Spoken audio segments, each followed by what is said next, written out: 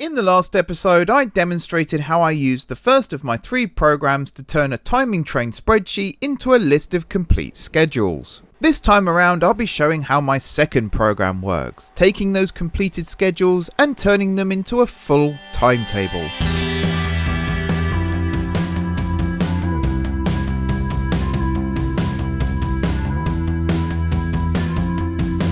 Hey everyone, it's M4J here, and welcome back to the M4J Network Database Project series. It's probably not the right name for it right now because I'm still showing how the old system works, but eventually this will evolve into a development log of the new database project. Excuse me, clears his throat within the first 10 seconds. So last time out, as I said in the intro, I showed you how I took the timing trains from the Western Reaches South and turned them into complete schedules. Now, my terminology here might not be correct, but basically, yeah, timing trains become schedules, schedules become timetables. So this episode is all about how I used my second program, which is the timetable generator, to create a full list of complete timetables. These are still separate entities. There's no comparison between timetable A and timetable B just yet, but the third episode will take care of that. Also, there's no reason for me to be in the game right now. I just thought it would look better to start the episode from this than from a spreadsheet. So I am now going to hop back over to what we used last time out, which I'm sure you'll recognize, and we'll go from there. So this is what we were working with last time. This is the complete spreadsheet, and we took that complete spreadsheet, we downloaded it, we then imported it into this, which is the, well, it says the journey scheduler there, but it's actually the journey creator, and this is literally in the state that we ended the last episode in. So we imported the file, we processed it, got all of these, we gave it the name Western Reaches South, and then we hit download. Today we're working with this.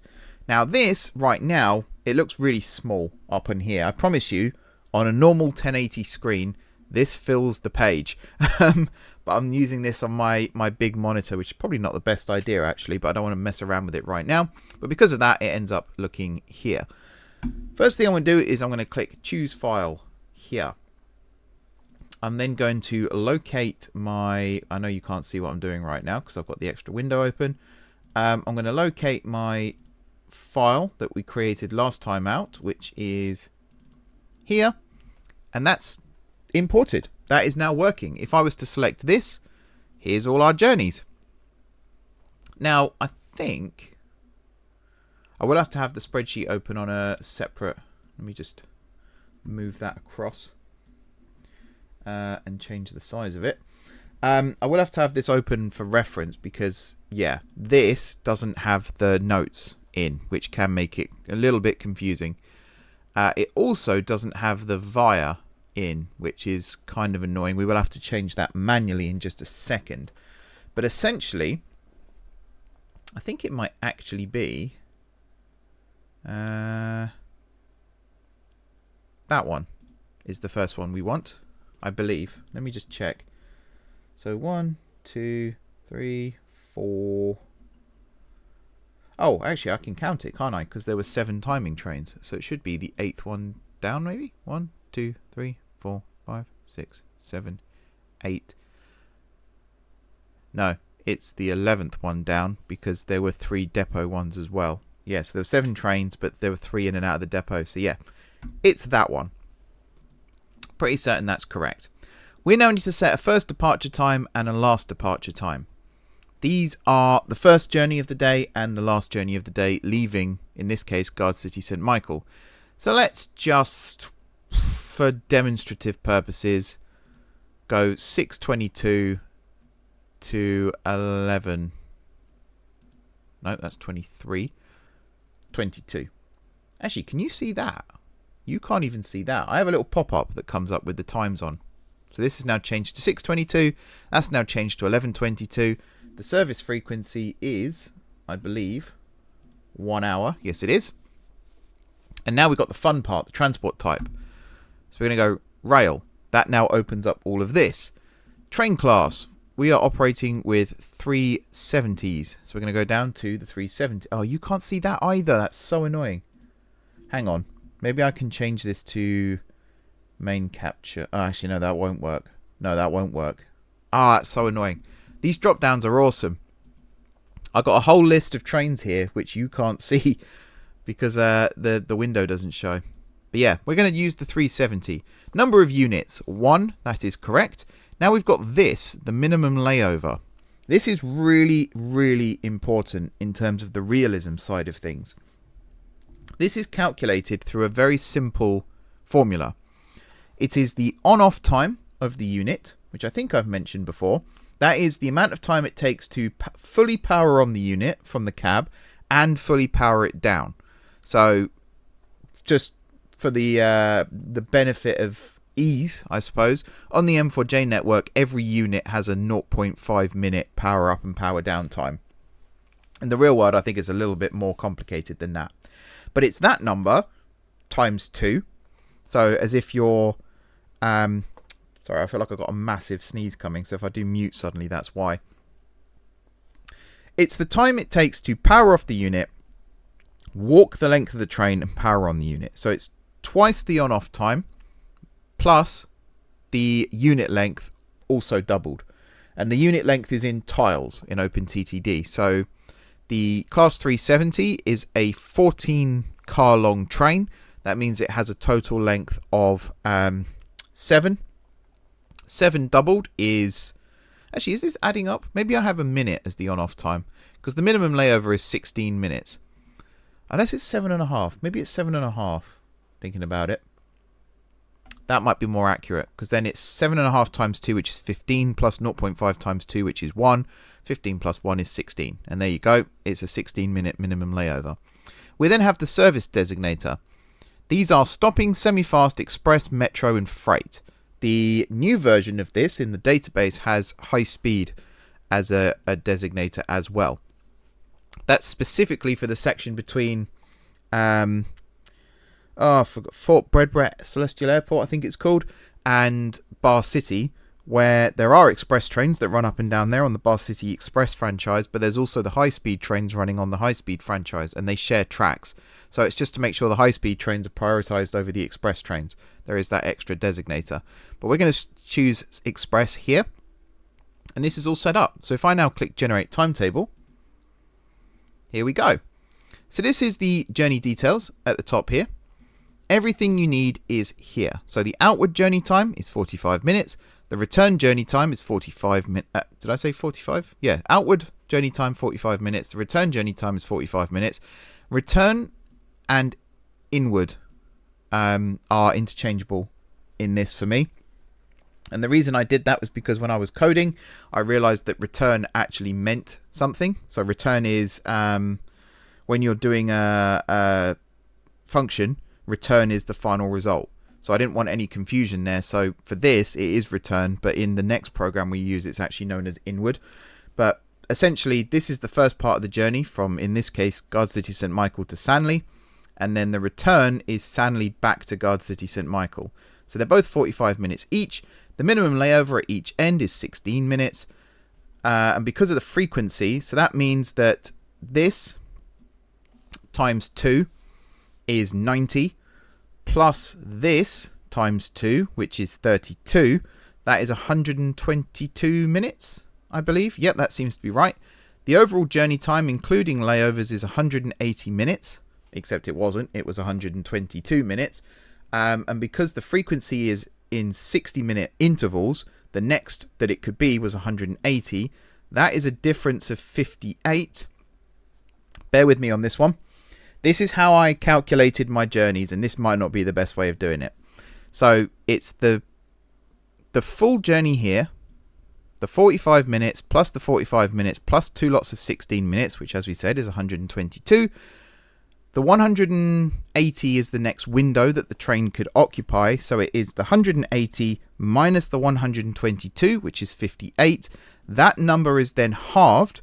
Half of it, is added to the outbound layover, which is the layover at destination. Man, the terminology, it made so much sense to me when I did it. It doesn't anymore. In fact, does that even... Yeah, that does add up. I got really confused then.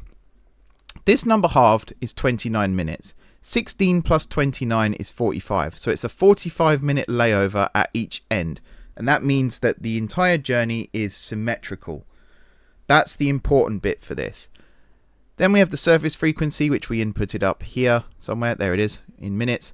And this also calculates the minimum vehicles required, which is very important, I find. This was the bit that I needed the most, was the minimum vehicles. Because when I'm calculating how big depots need to be, the best way of doing that is to add up the minimum vehicles required. Now, we could have 4 vehicles operating on this, and one might sit in the depot all day whilst the other vehicles shuttle back and forth. That's a very possible likelihood. But we need at least 3 to operate this service at a 1-hour frequency. Then we have this. This is the timetable itself. This is what we're going to be downloading in a second. So you can see it leaves Guard City St. Michael, train vehicle 1, at 6:22. It reaches the first waypoint at 6:23, departs it at 6:23. These are also important, these numbers. These are rounded up to the next minute. I think it should actually be rounded down. Maybe it is rounded down. I think I did change that because it was inaccurate. But yeah, the point is you can see the full journey from start to the midpoint, which is Sanley West Sidings in this case. It then adds the 45-minute layover there. It does have the 16-minute layover at Sanley Central as well. That again is the minimum layover. That's something that I knew in the back of my head anyway. What I needed to do was actually input this as a thing. So if the next stop, so this is flagged as a station, the program reads that as a station. If the next one is flagged as a depot, then it needs to automatically adjust this to be the minimum layover. But I didn't do that. I just did that myself manually. But you can see it arrives at 7:07, waits the 45 minutes, leaves at 7:52, arrives back at 8:37. That is 45 minutes before vehicle 1's next departure, which is at 9:22. Let me just do the maths quickly. Yes, that is correct. Meanwhile, vehicle 2 and vehicle 3, they do the exact same thing, but an hour later for vehicle 2 and another hour later after that for vehicle 3. This then repeats throughout the day. And you can see actually we've made it nice and symmetrical because vehicle 3 also runs the final journey of the day. And then they go back to the depot. That's cool. What's really cool is what I have underneath this. Now, this doesn't always work. There are instances, and we might actually see... Actually, I don't think we do see any in this one. But there are instances where this doesn't work. The main ones are, for example, the Northwestern franchise out of Honningville. The train arrives via Honningville North slow, but it leaves via Honningville North local. And that does mess this up because we've also got vehicle graphs.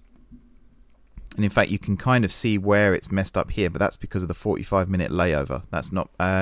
I guess you could call it a 45-minute layover. Sorry, that's a 16-minute layover. I can't count. But yeah, that does mess things up a little bit as well. But yeah, these vehicle graphs are also really, really cool. The outward legs are the solid lines. The return legs are the dotted lines. And this program automatically generates a unique color for each vehicle and assigns it in the key up at the top here. As well as having what the outward leg and return leg is. It automatically populates the table here as well. Never quite got it to fit the words in properly, which is kind of annoying. But I think if you download this, which you can do as a PNG file, I believe everything is correctly labeled in that, but I might be wrong there too. But yeah, this is the full day's operation in... I say that one does cut off. That's interesting. Didn't used to do that, so I'm not quite sure what's happened there. What time does the last train of the day arrive back? 1:37. Yeah, that's very interesting actually, because I tested this with departures after midnight and it didn't used to do that. Well, there you go. There's a bug. The plan with the database going forward is this will appear for each service. So when you look it up on the database, you will get a generated train graph showing you the full day's operation for that service. I've no idea right now how we're going to achieve that, but that is the plan. Excuse me. So we're going to ignore the train graph because we don't need it. We are though going to click download on this. And we're going to hit allow at the top here, you might have seen, because we're actually downloading, I believe it's 2 files for each one. Let me just remind myself. Yes. So we have the actual timetable as a JSON file. And we also have a summary as a text file. And that summary is this. This is important to download. And this is something that was asked to me in the comments of one of the main series episodes. How do I know what the layover times are? How do I know what the journey time is? And how do I know how many vehicles I need and all that stuff? That's what the text file has. It is this box here downloaded in a text file format so that when you're filling in the schedule on openttd, you can refer to that text file as your reference. And yeah, that's the first one done. So I can head back to my spreadsheet now and I can put a little X next to that to say that that one is now populated. We're now going to do the same thing again, but for the second one, which is just Guard City St. Michael to Sanley Central. This is technically the offset of the first one that we've just done. So this one here, instead of being 622, you're going to be 652.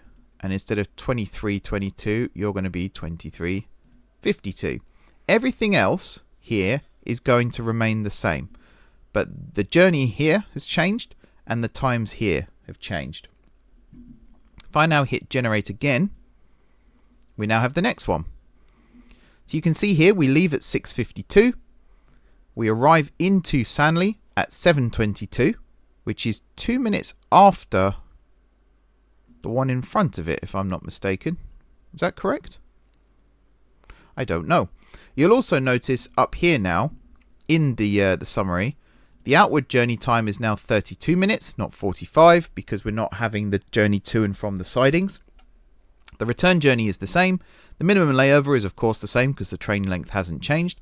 The excess time has now changed, so it's 24 minutes instead of 58, I believe it was. So the layover at the origin and the layover at the destination has now changed. And because of that, the overall journey time is now 120 minutes instead of 180, which means this service only needs 2 vehicles. Massive save. So now we only need 5 vehicles to operate those 2 services. The actual timetable here, I believe everything is A-OK. And if I come down here, oh, you'll also see 2 brand new colours for the 2 vehicles. Let me just check what this one's doing. See, this one's actually working correctly. You see it arrives back. I don't think it's at 122. I think it's just after. Yeah, 124. It's meant to, the graph here, go 30 minutes beyond the final arrival time back at the origin. So you see here it gets in at 124 and the graph actually stops. It's hard to see because of the y-axis here, but the graph actually stops at 154. That's how it's supposed to work. I've no idea what happened with the other one. But yeah, that one's ready to go as well. So I can hit download. We're now going to do the third one, which is Guard City St. Michael to Kidinghatton Airport Parkway. There we go. This is kind of the interim one. So we could set a random time for this. I could just use a random number generator if I wanted to, but I'm not. I'm going to have this leave at 5 minutes past the hour every hour. Whoops. Actually, I've got to be careful here because this stops at more stations. So yeah, actually 5 minutes past the hour does work still because it leaves 17 minutes before the fast train. So that should be fine. Hit generate again. Again, new numbers. 25-minute outbound journey, 25-minute inbound journey, 16-minute layover still. The excess time is now 38 minutes, so the layover at each end is now 35 minutes, 120-minute overall, so 2 vehicles required. And again, this is exactly the same. The timetable has been generated here.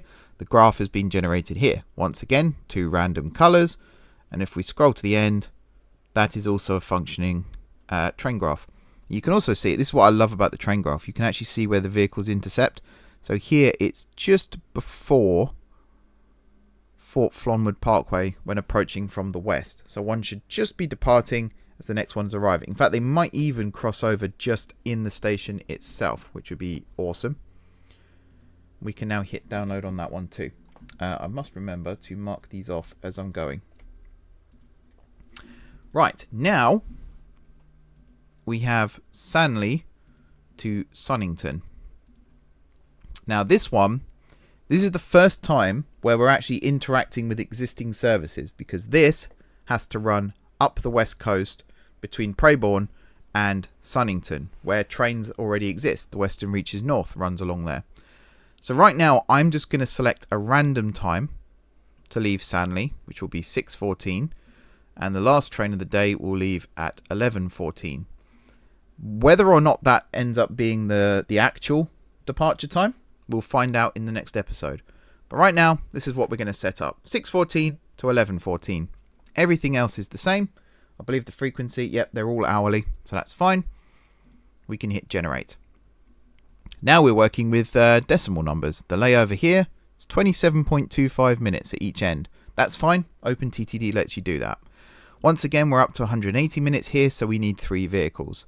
The outward time and the return time here are also different. It's the first time we've actually seen that, which is kind of cool. I do just want to check that I've been downloading the right files here, because I do have a habit. Excuse me. Because I scroll down here to look at the vehicle graph, which I will do again, I have a habit of hitting this button instead of the timetable button, and then I end up with PNG files when I'm expecting to see JSON files. Yeah, you can see where that cuts off. I think it's actually the display box that's causing that rather than anything else, and I'm really hoping that you can actually see this properly. It looks like you can, so I'm going to say that's fine. If not, I'll do some zooming or whatever. So we're going to hit download on that one as well, and then we're going to mark that one off on my spreadsheet, and then we're going to move on to the next one, which is the complement to this one. Yes, so if this one leaves at 6:14, the first one, then this one is going to leave at 6:44. And again, these are preliminary times. The idea is to get a half-hourly service for these trains, but some are more direct than others, which is why, as I said, these are preliminary times, because when the conflict detector comes into play, these departure times might change.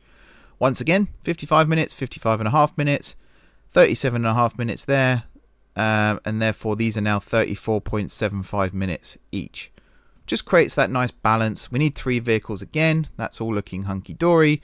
There's the train graph, just for those of you who are interested. You can see where the stop times are when the line jags. That's not a word. When the line's jagged, these are stop times at the station. There's probably a smooth way of doing it. I never found out how to do it. These are HTML programs that I'm using here, so they're not exactly the best at this sort of thing. But again, you can see the departure times and arrival times and all that good stuff. Getting this table, by the way, to be formatted correctly was an absolute pain in the arse. Because you'll see we've got a sticky at the top here, although it's not properly sticky, that's not actually accurate. But also the fact the station names are sticky on the left. That took so much work to get that to work. And there's probably people out there who are way better at HTML coding than I am, banging their heads against their desks right now, so I do apologize. But yeah, we're going to hit download on that, and we're going to move on. The final express train in this is Sanley to Fort Flonwood Parkway. Now again, this isn't an offset to either of the other two, so we can choose a random time for this. And I'm actually really tempted to say 6:30 to 11:30 and just do a nice round whole number. Yeah. Hit generate. Again, all these numbers here have been changed. The outward and the return are once again different, which I find funny that we had, was it 2 in a row that were symmetrical, and now we've got 2. Yeah, we had 3 in a row that were symmetrical, and now we've got 2 that aren't. That's interesting. There's train graph again. It's very satisfying when you do actually look at this. It's also quite interesting that, yeah, this has between Tenley and Bonston as being basically the halfway point. Because I would figure on a service like this that the trains would cross each other at roughly halfway. So geographically, that appears to be the halfway point between Sanley and Fort Flonwood, which I suppose is true because, you know, New Puston, Portfield, Sannington, they're all relatively close together, those stations. And actually, Kidinghatton is a lot closer to New Puston than I thought it was. It was only when I was creating the patterns here that I was like, oh, they're actually, you know, I think 3 stations apart. Something strange like that. But yep, we're going to hit download on that one as well. You may be wondering how these files are named when they're downloaded. So that one we just downloaded, that is Sanley Central. So it's Sanley_Central dash Fort _Flonwood Parkway _Express _ and then timetable or summary, depending on what file it is. The express bit is key because in a second we're going to create another one of these where it runs from Sanley to Fort Flonwood Parkway, and that just ensures having the designator there as well. Excuse me, it ensures that there are no file conflicts. There's also the fact that I've actually been quite fortunate with this one because the first Guard City St Michael to Sanley Central service that we did actually terminates at Sanley West Sidings. So this program has it as Sanley West Sidings, and therefore it doesn't say Sanley Central. So we only have one express train that runs between St Michael and Sanley Central. The other one runs between St Michael and Sanley West Sidings. So therefore, again, there's no conflict. Previously, I've had to manually change the file name to add a via, just so that there's no confusion. But yeah, this time I seem to have gotten away with that. I don't think we need to do that anywhere else either because of the service designator. Yeah, I've been quite careful with this one. St Michael to Kidinghatton South Sidings. This is actually another way that we don't have the confusion, which again, quite handy. This is a different train we're going to be using here. You'll see it in just a second. You're going to be leaving at, let's say 6:15, and the last one at 11:15. Excuse me. 60-minute frequency, rail. We're going to change the unit type this time. I have a non-UK section. It's actually a shame I can't show you the drop down here because I've got basically every train in the BR Trains new GRF is listed on here, or at least the ones that I'm planning on using for passenger services. I haven't got the freight ones on here yet. The non-UK section is one I've just added before I started recording this video. And we're going to select the VIRM-IV, which I'm assuming means 4, and then Bison. Number of units here, we're going to increase to 2. So you might have seen the minimum layover there changed from 5 to 9 because we doubled the unit length. And then for the service designator, we are changing that to semi-fast. Everything else I think is okay. So we can hit generate. Outward time, 44. Return, 44. Minimum layover is 9. The excess is 14, so now the layover at each end is 16 because half of that is 7 plus that is 16. 120-minute journey time, including the layovers, frequency of 60 minutes, so we only need 2 vehicles. Once again, there's your graph. I really love the auto colors. Originally, I just had a palette of colors and it automatically selected those, but I was like, let's see if we can make it generate random hex codes, and it does, and it looks pretty cool. And again, you can see the crossover point here is just after Condal. There is another one, is there? No, there isn't with 2, is there? No, there isn't. What am I talking about? But yeah, that's satisfying as well. So we can now download that one, tick this off, and do the complementary one, which is GSMi to New Puston, which is the next one on the list here, like so. Again, because it's the complementary one, I say complementary, I basically mean alternate. So you know when you look at a real timetable and it'll say between Euston and Glasgow Central there's 2 trains an hour, but one goes via Birmingham and one goes via the Trent Valley. It's basically, that's what I mean by complementary. So in terms of getting to and from your destination, There are 2 per hour. If you're just going from London to Glasgow, you would get on either of those. But if you wanted to go to Birmingham, you'd get on train A, and if you wanted to go via the Trent Valley, you'd go via train B. That's what I mean. So by doing this, I'm automatically offsetting the trains by half an hour, so that even though they run every 60 minutes, there will be a half-hourly service between GSMi and New Puston. Right now, those trains are exactly 30 minutes apart, but after the next episode, they might not be. We can hit generate. Once again, 2 vehicles, 28 minutes there, 28 minutes back, 32-minute layover at each end. That's actually quite a long time that it's just sat there not doing anything. New Puston might get busy if we're going to have loads of them doing that. And again, there's your train graph. Very satisfying. This time, yeah, Fort Flonwood is the crossover, roughly there now. Interesting. We'll hit download again. And this is the part again where I just check that I haven't downloaded any PNG files by mistake. Nope. The train graphs were always going to be downloaded and downloadable, but I've never implemented the vehicle graph generator into the conflict resolver, and because of that, there's no point downloading this one because the service pattern might change. So yeah, in case anyone was wondering, that's why I don't download those. And I could probably just remove the button there, to be honest, but we'll see. Sanley to Fort Flonwood Parkway. Again, we'll just choose random numbers. 625, 1125. Everything else excuse me, everything else appears to be the same. And now 42 minutes out, 44 minutes back, which is interesting. 17-minute layover at each end. That's only what, 8 minutes, yeah, longer than the minimum. So that's not a huge amount of time. 20-minute layover is pretty quick. 2 vehicles. There's your train graph. Nice, nice. And then we'll come back up. Actually, where was the halfway point on that? Bonston again. Bonston seems to be the halfway point for a few of these. Yeah. And then we can hit download. And that's that one done. And then we got one more semi-fast, which is the complement to this one. So that is the Sanley Central to New Puston one. And again, we'll offset these by 30 minutes. So you will be 55, if it lets me do it. There we go. And then you will be 55. No, 55. There we go. Everything else is the same here. So we can hit generate again.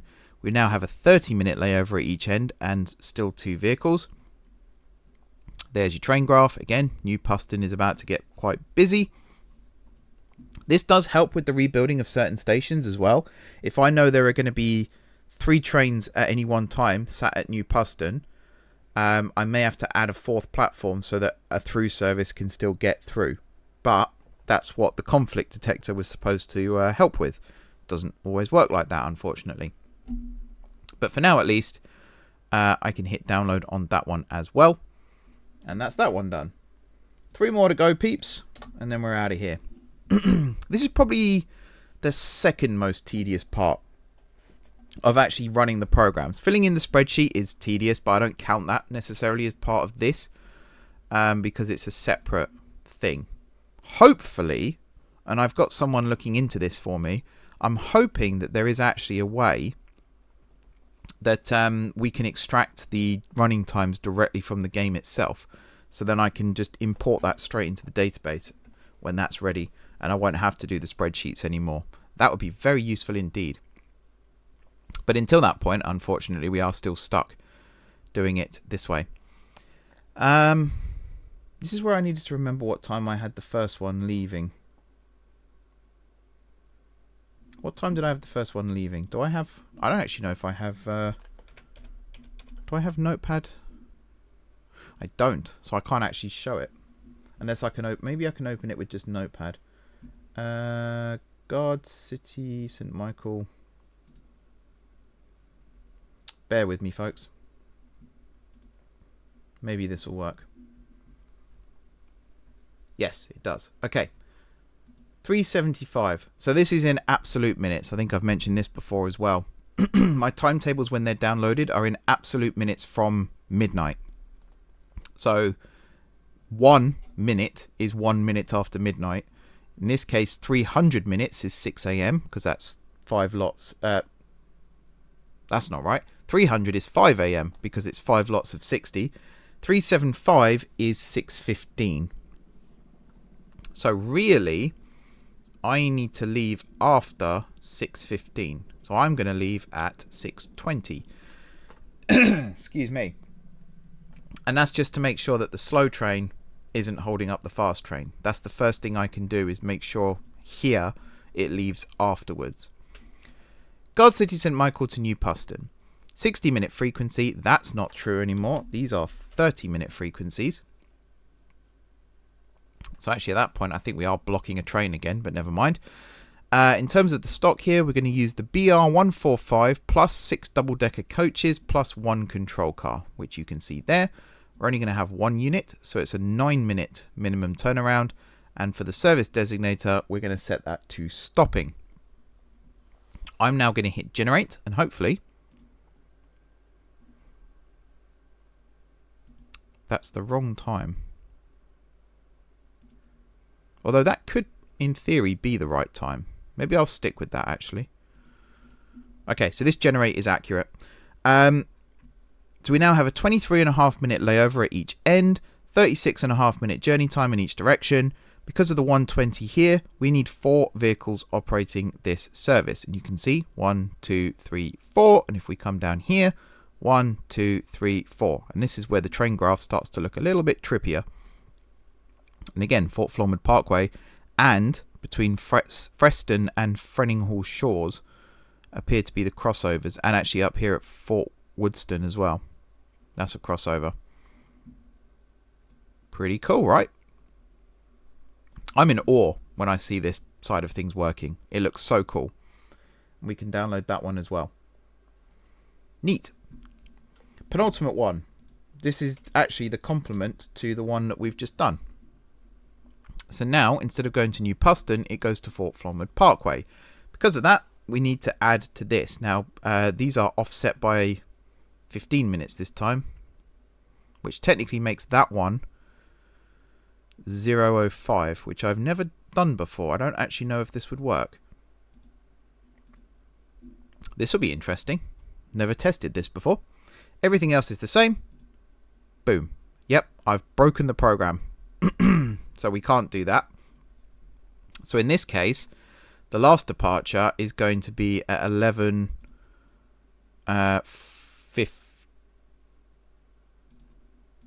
Not 50, sorry. Oh God, can't do maths. 35. Wow, my voice is starting to go. I've recorded 3 or 4 videos today already. It's starting to show. There we go. So we now have an overall journey time of 60 minutes. We have a 10-minute layover at each end, which is 1 minute more than the minimum. 20 minutes there, 20 minutes back. Everything's set up here, so we need 2 vehicles to operate the service. And again, there's your graph. When these lines get really close together, I should have shown off the Hatfield Light Railway ones. They were so satisfying. Because of so many departures, there was like 50 lines. But for, I think it's like 10 vehicles on each route. So it wasn't, overly complicated. I think there was only 5 different colours, but just watching them all in one go like that, it was very, very satisfying. Let's hit download on that. And then we come to the final one of the video, which is Sanley to Fort Flormond Parkway. Also a half-hour service. And here again, we can just choose. Maybe this one can be the 6:20 to 11:20. Oh. Hang on. Might have to do this one again because I clicked the wrong number. Hang on. Bear with, folks. Bear with.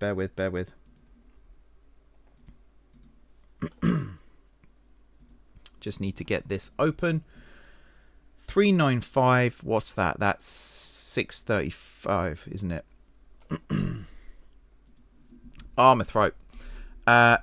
Garden City St Michael to Fort Flonwood Parkway, it was at 6:35. And then it's 11:35. There we go. Everything else is the same.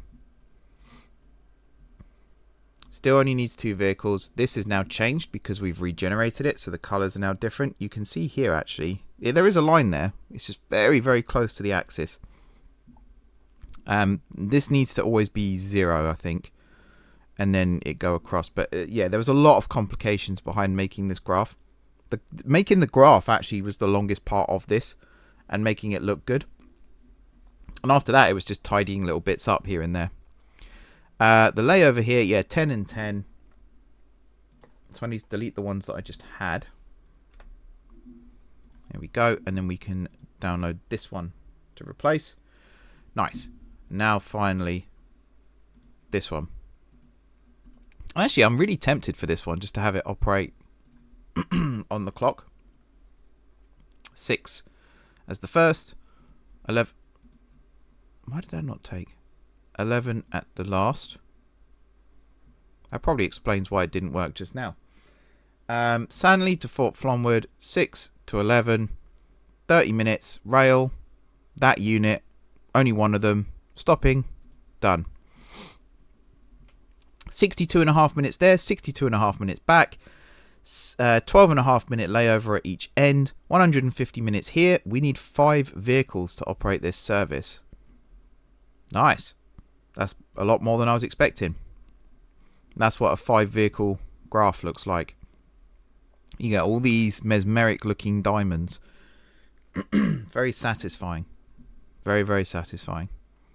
And that runs throughout the day. In fact, this one does run to where it's supposed to.